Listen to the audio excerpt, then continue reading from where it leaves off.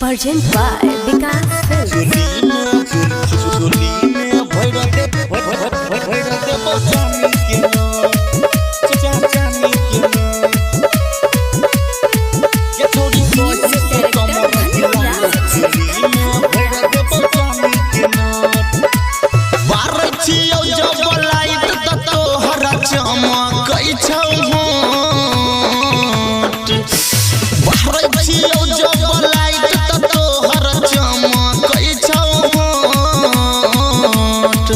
छोड़ी सही से कमर हिला ले चोली में भर देबो चांदी के नोट।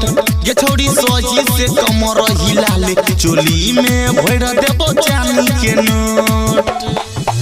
चोली में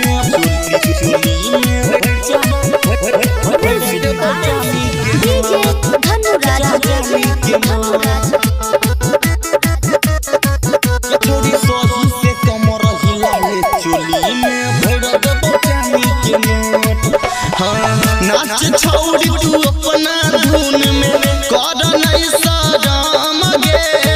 मुंड छै बिगड़ल छौड़ा सबके माहौल होइते गरम गे।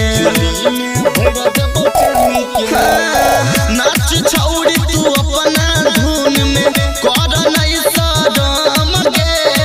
मुंड छै बिगड़ल छौड़ा सबके माहौल होइते गरम गे। दारू के जेना पानी में घोर के जइबौ तोरा घोट। दारू के जेना पानी में घोर के जइबौ तोरा घोट। ये छौड़ी सही से कमर हिला ले चोली में भर देबो चांदी के नोट। ये छौड़ी सही से कमर हिला ले चोली में भर देबो चांदी के नोट। चोली में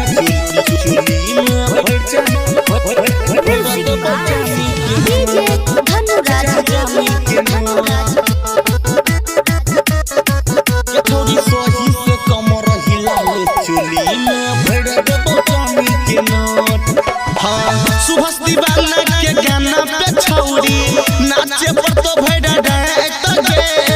मना जे करबे साटा के पैसा रोहित ले तौ काट गे।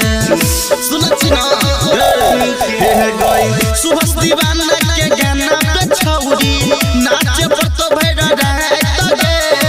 मना जे करबे साटा के पैसा भरत ले तौ काट गे। राइटर जितेंद्र कहै छ तोरा लागै छ हिमाल होट। राइटर जितेंद्र कहै छ तोरा लागै छ हिमाल होट। ये छौड़ी सही से कमर हिला ले चोली में भर देबो चांदी के नोट। ये छौड़ी सही से कमर हिला ले चोली में भर देबो चांदी के नोट। सुनली